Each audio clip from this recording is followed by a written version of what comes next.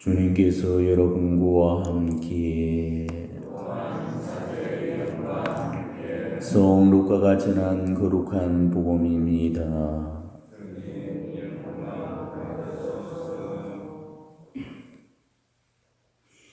그때 제자들 가운데 누가 가장 큰 사람이냐 하는 문제로 그들 사이에 논쟁이 일어났다. 예수님께서는 그들 마음속의 생각을 아시고 어린이 하나를 데려다가 곁에 세우신 다음 그들에게 이르셨다. 누구든지 이 어린이를 내 이름으로 받아들이면 나를 받아들이는 것이다. 그리고 나를 받아들이는 사람은 나를 보내신 분을 받아들이는 것이다. 너희 가운데 가장 작은 사람이야말로 가장 큰 사람이다. 요한이 예수님께 말하였다. 스승님, 어떤 사람이 스승님의 이름으로 마귀를 쫓아내는 것을 저희가 보았습니다. 그런데 그가 저희와 함께 스승님을 따르는 사람이 아니므로 저희는 그가 그런 일을 못하게 막아보려고 하였습니다. 그러자 예수님께서 그에게 이르셨다. 막지 마라. 너희를 반대하지 않는 이는 너희를 지지하는 사람이다. 주님의 말씀입니다.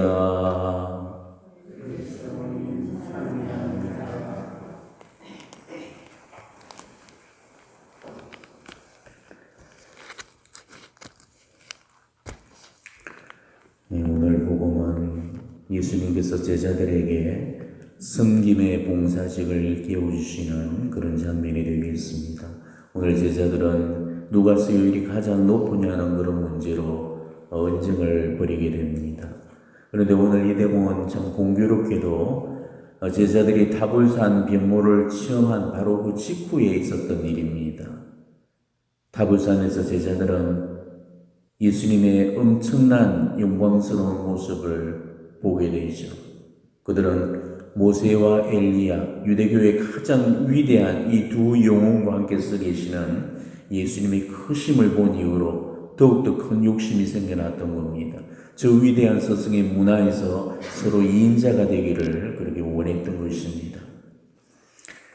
복음을 읽어보게 되면 이와 비슷한 이야기를 들어 만나게 되죠. 루카 복음에 보면은 다시 이런 문제로 사도단이 시끄러지게 됩니다. 복음은 이렇게 기록을 하고 있습니다. 사도들 가운데 누구를 가장 높은 사람으로 볼 것이냐는 문제로 말다툼이 벌어졌다. 또 마태복음 20장에 보면은 제베데오의 두 아들의 어머니가 예수님께 와서 치맛바람을 일으키는 그 장면도 언급이 됩니다. 스승님의 나라에서 저의 이 두 아들이 하나는 스승님의 오른쪽에 하나는 왼쪽에 앉을 것이라고 말씀해 주십시오. 이처럼 12제자의 관심사는 오로지 넘버 2에 있었던 거죠. 제자들은 저마다 자기가 제일 높기를 원했고 예수님 다음 가는 2인자가 되기를 원했던 것입니다. 바로 그런 이유로 자주 티격태격 싸웠고 말다툼을 벌이게 됩니다. 그만큼 이 문제는 이 제자들 사이에서 아주 민감하고 심각한 그런 문제였던 것이죠. 예수님의 생각과 제자들의 생각은 달라도 너무 달랐습니다. 그야말로 동상이몽이었죠. 타불산에 오르기 불과 며칠 전까지도 예수님은 제자들에게 당신의 그 순환과 죽음을 예고하시면서 당신을 따르려면 자기를 버리고 제 십자가를 지고 따라야 된다고 일러주셨습니다. 그리고 오늘 장면 바로 직전에도 바로 당신의 순환과 죽음을 재차 예고를 하셨습니다. 그렇지만 제자들은 이런 예수님의 말씀을 전혀 이해하지를 못했고 딴 방향으로만 생각을 해버렸던 거죠. 예수님의 왕국을 이 지상 왕국으로만 생각을 했고 예수님이 유다 왕국을 다스릴 세속의 임금으로 곧 군림하리라고 그렇게 믿고 있었기 때문에 가장 높은 자리를 차지하기 위해서 서로 경쟁을 벌였던 것입니다. 그러다 보니까 이 제자들의 관심사는 온통 높은 자리를 차지하는 거였습니다. 바로 그 때문에 당신의 때를 알려줬음에도 불구하고 전혀 이해를 하지를 못했던 거죠. 예수님께서 이런 그들의 생각을 모르실 리가 없었습니다. 그래서 그들을 일깨워줄 목적으로 상징적인 행동 한 가지를 취하시죠. 말로서는 제자들을 이해시킬 수 없다는 사실을 아시고 한 어린이를 당신 곁에다가 딱 세우십니다.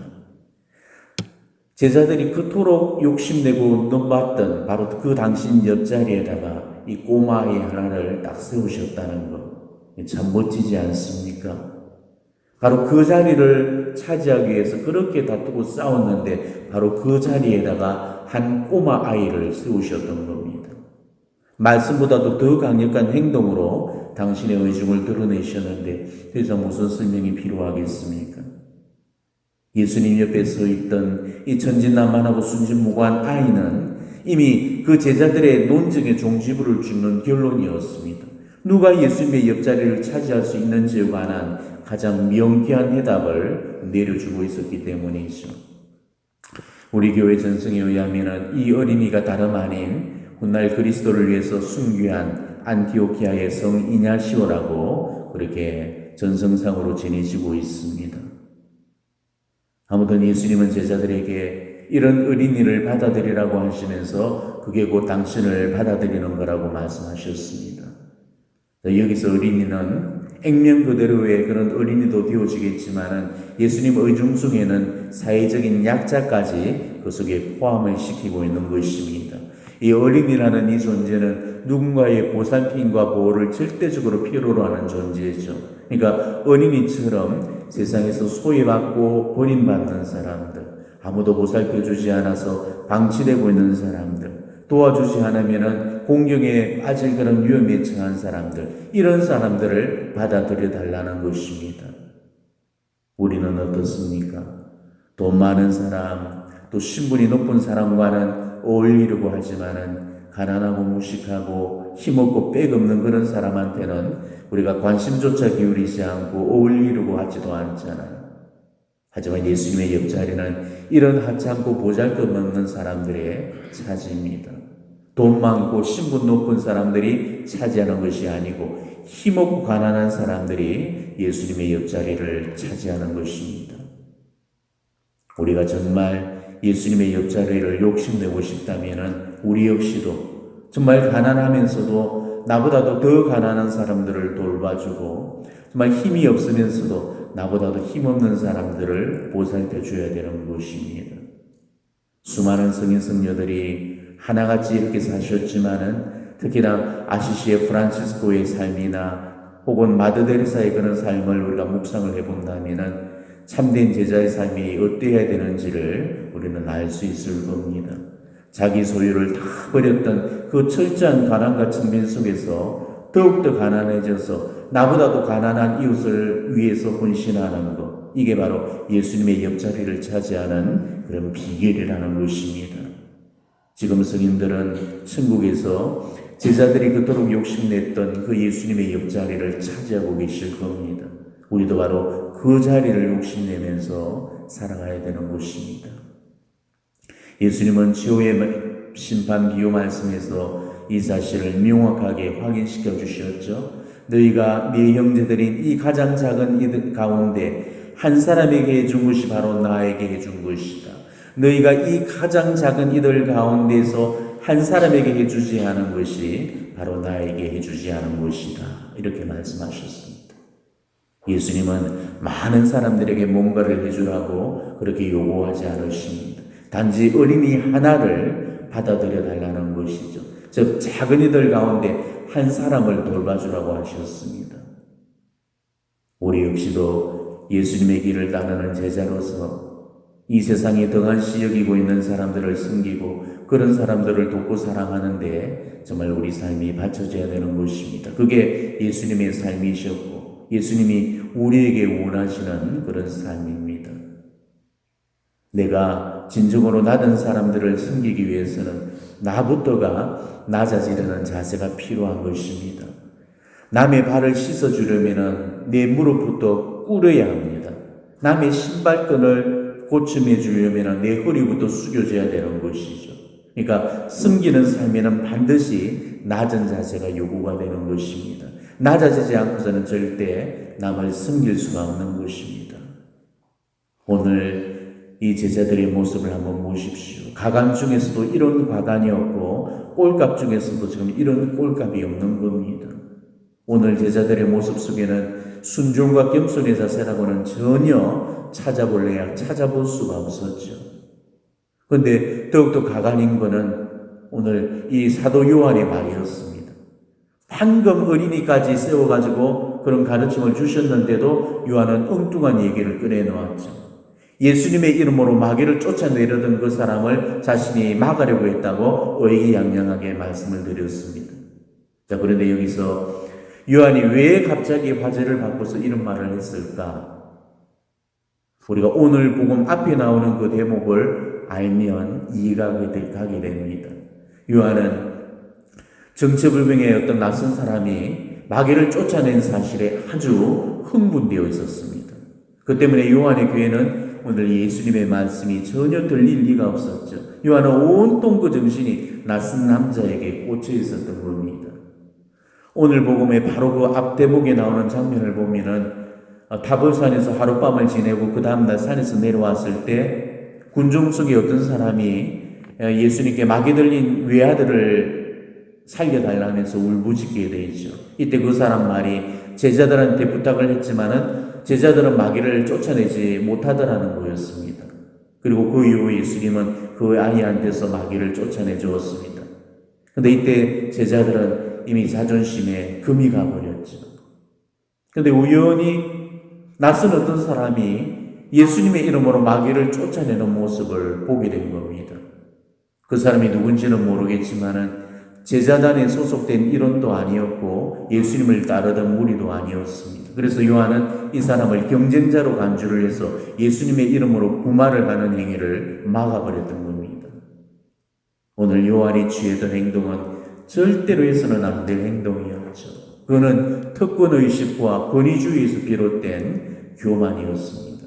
자기들만이 예수님의 이름으로 권능을 베풀 수 있는 그런 제한된 자격을 가졌다는 우월감을 갖고 있었습니다. 그리고 그 이면에는 자기들이 마귀를 쫓아내지 못한 데 대한 열등의식이 그 속에 깔려져 있었던 겁니다. 오늘 요한이 취했던 행동은 사실 요한만의 행동이 아니었습니다. 제자들 마음속에 다 들어있던 그 생각을 요한이 대신 말했을 뿐이죠. 바로 높은 자리를 다투는 교심, 다른 사람보다도 낫다는 우월감, 제자들 마음속에는 바로 이런 생각들이 가득히 자리하고 있었던 겁니다. 그러니 제자로서의 소명에 합당한 모습을 살아갈 수 없었던 거죠. 결국 스승의 수단이 시작되는 바로 그 순간에 제자들은 스승을 팔아먹고 모른다고 발뺌하고 다 달아나 버렸던 것입니다. 우리 역시도 바로 이 함정을 정말 조심해야 합니다. 항상 봉사직의 위험성이 바로 여기에 있죠. 권력과 명예에 대한 이 아심은 이 봉사직에서 우리가 가장 빠져들기 쉬운 함정이 되는 것입니다. 섬겨야 되는 그런 봉사직이 섬김을 받는 봉사직으로 변질되는 경우들이 많습니다. 교회 내에서 어떤 직분을 맡으면은 그것을 감투로 생각해서는 안 되는데도 대단한 감투라고 생각하면서 허세를 부리는 경우들이 많이 있습니다.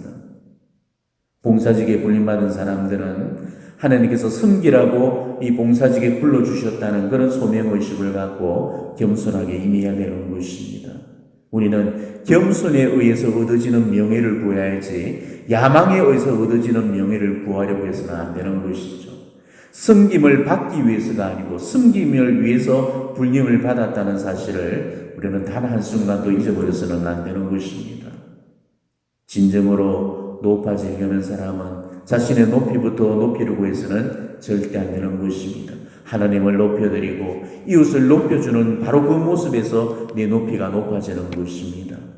시소의 원리를 가만히 생각해 보시면 깨닫게 되실 겁니다. 내가 낮아지는 순간에 하나님이 높아지시죠. 그러면 하나님도 당신을 낮추어서 나를 높여주십니다. 반대로 내가 높아주는 순간에 하나님은 낮아집니다. 그러면 하나님도 당신을 높여서 나를 낮춰버리시는 거예요. 교만한 사람, 거만한 사람, 남을 깔보고 무시하는 사람은 결코 존경을 받지 못합니다. 스스로가 제 높이를 다 깎아먹기 때문이죠. 겸손한 사람, 남을 챙겨주고 배려해주는 사람, 남을 우대하고 존중해주는 사람, 그런 사람은 남에게 했던 만큼 자신도 결국은 존경을 받게 됩니다. 교만한 사람은 남을 뭉개버린 데 따르는 대가를 치르게 될 거고, 겸손한 사람은 나를 뭉개버린 데 따르는 보상을 반드시 받게 됩니다. 우리는 자꾸 자기 높이를 줄여나가야 됩니다.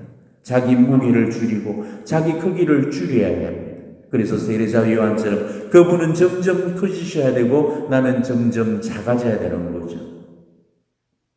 내가 작아져야만이 우리 주님이 나를 쓰실 수가 있는 겁니다. 주님께서 나를 쓰실 수 없는 경우는 단 한 가지뿐입니다. 내가 너무 작을 때가 아니고 내가 너무 클 때라는 사실을 결국 잊지 마시기를 바랍니다. 자기 높이를 줄이는 만큼 나의 영성도 깊어져 갈 겁니다. 더욱더 겸손하고 작아져서 내면적으로 깊이 있는 그런 사람이 되어질 수 있도록 오늘은 특별히 어린이라는 이 단어를 놓고 한번 깊이 성찰해 보시기를 바랍니다. 아멘.